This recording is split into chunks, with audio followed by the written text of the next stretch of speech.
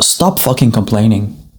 Never ever complain as a man, because the truth is, and it may be hard to hear, nobody gives a fuck. As much as you think people do, they actually don't care. Most people don't give a fuck about a man's struggles. Because that's what we're born to do anyway. We are born to struggle and to become. You're not gonna get sympathy from others around you when you complain. Leave that for the kids and the women. Women complain so that their problem can be solved, or maybe they even know the solution to their own problem, but they complain and gain sympathy. Because men like us feel like we need to solve someone's problem. We can help them. We know we have the solution. We can hear them out. But if you think it's reciprocated, and you may think, well, that's hypocritical or it's a double standard, yeah, well, get over it. Nobody gives a shit. If you're someone that complains a lot, you have to stop immediately. Nobody wants a man around them that complains. If I ever meet a person and I spend time with them and all I hear is, oh, fuck, man, I'm so tired today. Oh, we have so much work to do. It's going to be another 2 hours. When can we go home already? Oh, at home, I have to fucking do this and that. Oh, that sucks. Do you see how that's such a drain? You already know you're in it together. You're also tired. I'm tired too. I know. I don't feel sympathy towards you. I don't give a fuck that you're tired. I am also tired. Nobody wants to hear you complain.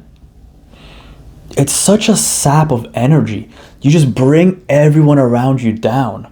It sucks to be around those kinds of individuals.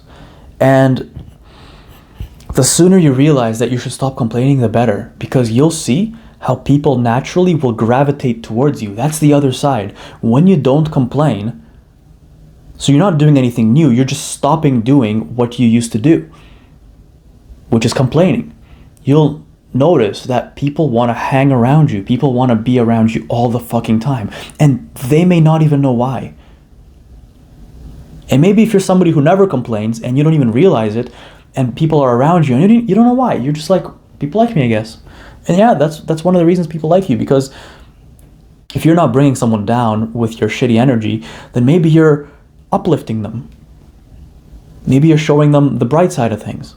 I'm not saying it's easy. I know you sometimes want to just sit down and complain and be like, this sucks, that sucks, I have all these problems, but that's not necessary. And I'm not telling you to hold all of that in. So if you actually need solutions and you have problems, that's exactly what it is. You don't complain. You ask questions and you find a way to solve your problem. And here's where you want to start. So first thing is, you never, ever, ever complain to your girl. You never do that. That is one of the least attractive things a man can do. And even if she tells you, tell me all your problems, I'm going to support you, well, she will for a bit. And then she's going to start getting the ick from you. She's going to be like, fuck, this guy's such a pussy. And she's not even going to think that consciously. Her subconscious mind is just going to go like, well, this isn't a capable, strong man that I can reproduce with, and he's going to keep my family safe. He just complains. He can barely handle his own life. So she's just going to lose attraction for you, and she won't even know why. Because consciously, logically, she wants you to share problems with her because she would do the same. But subconsciously, she's going to lose attraction for you whether she likes it or not. And in some time, she's going to hit you with the, I don't know, I just don't feel it anymore. And she's already talking to the guy that never complains. She's just like, holy fuck, that guy's a beast. This whole thing just happened to him and he didn't say a word about it. Somebody crashed into him on the highway and he didn't even make a big deal out of it. He didn't come home and start complaining how his life sucks now and he's going to have to do this and that and how it's not his fault. He just said, oh yeah, that happened, whatever. I'll deal with it. She's going to look at that guy as like, holy fuck. Because she knows she'd lose her shit over a problem like that. But this guy can handle life, which means he can also handle whatever the future throws at him and handling more responsibility. So guys, this is coming from experience too. Every time you complain to your girl, her pussy dries up a little bit more. It just does. It's not a very masculine trait to complain. So now you're asking me the question, okay, I get it. I'm not going to do that anymore. Who do I come to with my problems because I have to talk to someone? Well, this is where your group of friends comes in. And no, this doesn't give you the pass to complain to them either, because eventually they're just going to think you're the weak link and they're going to get tired of your shit. But you can at least come to them and explain what you're going through. Hey, this happened the other day, so I'm thinking maybe I need to do that. But actually this is going to result in something worse, so maybe I should go with that solution. And maybe they'll help you out and say, hey, actually I think you can call this number and do that. Whatever the problem is, for sure, you do need to talk it out, but talk it with the right people. They're not going to think worse of you if you have a problem and you're looking for solutions. That's actually a good thing. But imagine every time they invite you to hang out and this guy comes along, which is you, and all you do is complain about your life, how hard it is, while everybody around you is living the same life. Your group of friends probably has a very similar life to you. But no, you have to make a huge problem of everything in your life to make it seem like you're the one that's pathetic and needs sympathy.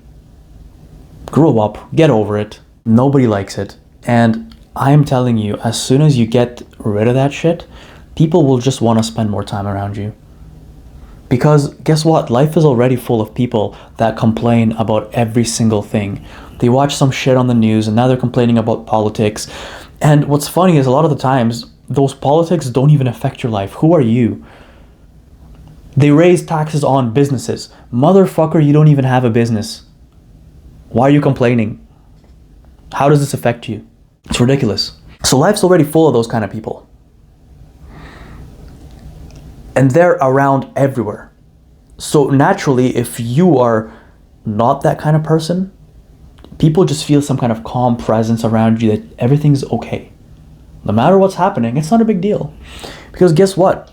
You choose how big something of a problem is. Maybe you went to work and you spilled coffee on your shirt. You can either freak out and say, holy fuck, my day is ruined. This coffee is never gonna wash out. I'm gonna have to wear this all day. Or now I have to go home and change and my day is ruined.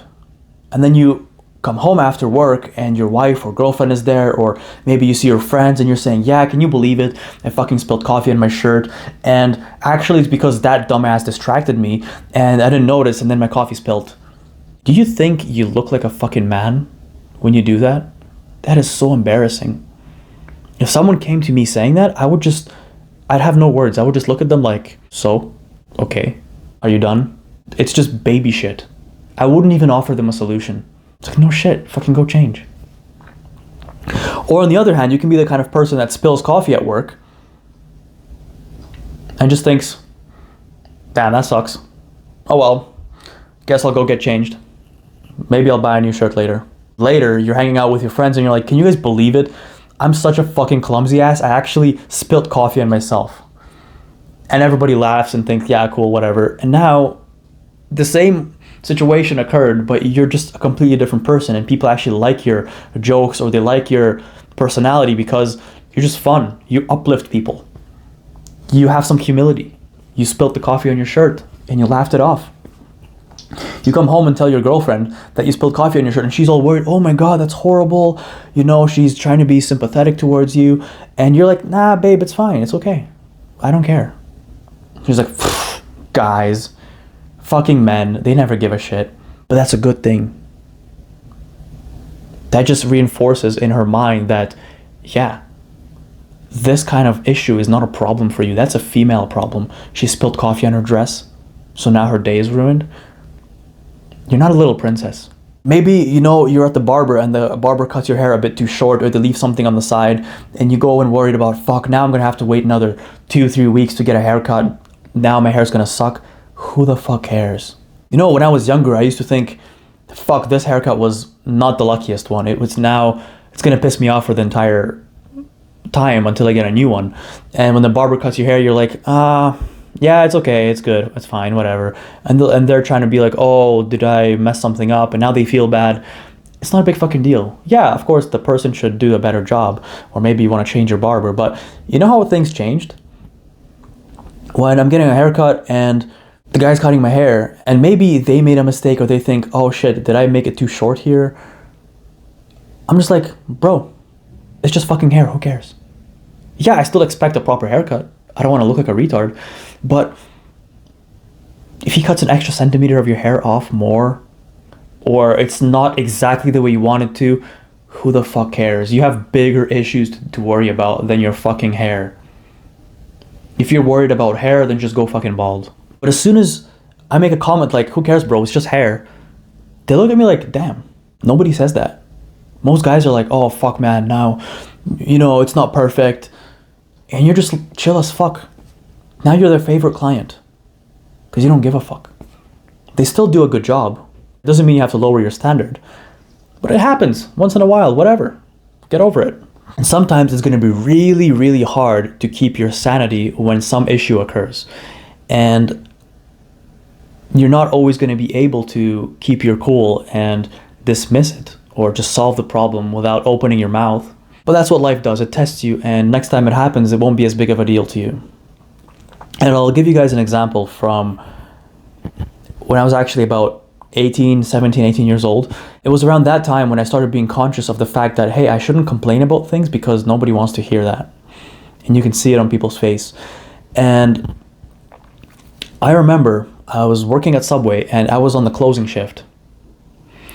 So it was just a very, very long day. It was extremely busy, and the closing person works until like 12 a.m. or something, or 12:30 a.m. That's when the shift is over. And it was a very busy day. Naturally, I'm tired as fuck. I went to school earlier. I was doing homework or studying. I don't remember what I was doing. But I do remember this one pivotal moment. I remember closing up the store and thinking, wow, it's snowing out, so it's one of the first snows of the year. That's pretty cool. Now my car's gonna be really cold, so I better warm it up. And it was an old car, so it took forever to warm up. In fact, by the time I got home, it would still be cold. And maybe I wasn't too prepared or dressed for that, so I would be really cold. But that's not even the point of the story, because I came out and one of my tires were flat. And at that point, I had two options. I could either lose my shit, or I could not react at all and just get on with it. I knew how to change a tire. I had a backup tire, one of those tiny ones it's in your trunk. I just looked at it like, all right, that's what life is gonna test me with. I'm not gonna lose my shit over this. Of course, I am extremely tired. I just wanna go home and sleep. It's cold as fuck outside. My tire is flat. I'm not even dressed for the weather, so now I'm gonna have to pull out the floor jack, put it in the snow, use my hand to dig up or dig around so that I can put it on the actual pavement, and with my freezing hands, start cranking that shit and doing the entire job, which basically is just replacing the tire. And it took a while. I was freezing as fuck, and I was like, all right, whatever, it's done, I'm gonna go home. But it didn't end there. As I was bringing the flat tire to the back of my car and putting it in the trunk, I noticed the fucking back tire was also flat. That's the second one. You might think that's the last straw. Are you fucking kidding me? I did all that and now I still can't drive because my second tire is flat? I stood there for like a minute thinking, all right, what am I gonna do? Then I thought, well, I don't have another spare. So my only option is to leave this car here and just take an Uber. So basically all the money I've earned that night, or a large chunk of it, just went towards an Uber ride home. Because at that point it was late, everyone's sleeping, I'm not gonna ask my parents to drive me, I'm just gonna figure this out on my own. And I remember I never even used the Uber app because I have a car, why would I Uber? So I got the app, put my card info on there, figured all that shit out, so it took longer than it had to. Then eventually, 15 minutes later, Uber came, and I went home. The next morning, I also had a shift, and this time when I was coming to work, I had one of my parents drive me, and I was bringing a pump with me. So that way, I could at least pump up that tire and drive to the nearest shop. So yeah, the story continued. Although I got some sleep, not the best, because I had a shift in the morning, I got out of that shitty situation at night. It was a really bad time, but I said nothing of it. So I came in there after my shift, I pumped up my tire and drove to the nearest car mechanic shop, asked them if they could repair my tire or switch it, whatever it was. I didn't want to buy a new one. And the guy responded, "Oh yeah, of course we can do that. Bring it in on Monday." I was like, "What? That's like in 4 days from now. I can't wait till Monday. I need to drive my car. I need to get around. What do you mean? This would take like half an hour to fix." So after some back and forth, I came back to my car. The back tire was flat again, pumped it up once again. So it was quite damaged badly because it lost all its pressure in like probably 10 minutes of driving and just being parked. So I would continue doing that, driving shop to shop and pumping my tire until I found one that would fix it on the spot and also have them fix the second tire as well. They fixed it. I came out into the parking lot. I switched the tires back. Yes, in the snow, it was painful and annoying. But notice how when I tell you guys it was painful and annoying, you guys don't actually give a shit. You're like, yeah, no shit. Of course. You guys are more interested in the story than hearing what emotions and feelings went on behind it. That's just an example. And then it was fixed and the problem was gone. How long did it take me to solve this?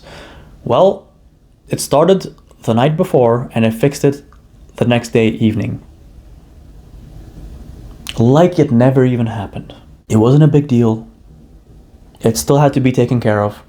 I didn't have to lose my sanity over it. I didn't have to freak out. I didn't have to do any of that. I didn't come home and bring everybody down. I just told my dad, yeah, I gotta get a pump because my tires are flat. And he's like, oh, what the fuck? Holy shit, let's do this and that. I was like, I'll figure it out. It's okay. That's it. And that shows your parents, holy fuck. Like, that's a young man growing up right there.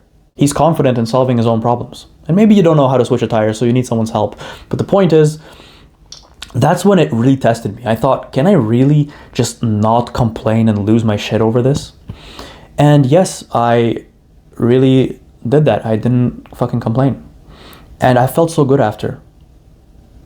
I was like, yeah, I just did something that's such a pain in the ass, and I didn't say a single negative thing about it. And the next time this thing happened, because trust me, tires do pop at random times, even in a snowstorm, which is the worst time. So these kind of situations happen from time to time, but it's never as bad as your first time. Because the second time it happened, I'm like, okay, here we go again, whatever. This again. Okay, let's get it done. And that's how you build up your resilience to feeling the need to just lose your shit and complain to everyone. Until you reach such a high level where a seemingly big problem occurs in your life and maybe you share it with a friend or another person who's with you at the time, and they're like, holy fuck, they couldn't imagine if it happened to them, they would never be able to handle it. And you're just sitting there like, yeah, whatever, it is what it is. No big deal. What's next? And they think you're just fucking superhuman. How is this guy just so calm and chill when the worst thing just happened to him? Because that guy knows there's no point in complaining. He knows he's going to have to deal with it anyway, and he might as well be a man while he's at it. And that gives people around you the confidence to believe in you and to actually see you as a leader or someone who's capable of solving anything in life. Someone who's always reliable to handle a situation, no matter how difficult it is. So next time you're thinking of complaining or you catch yourself complaining, think again. Nobody gives a fuck. Your girl's pussy's gonna turn into a desert. Your friends are gonna think you're a weak link, and nobody wants a weak link in their friend group. Figure your shit out because it's time to be a man.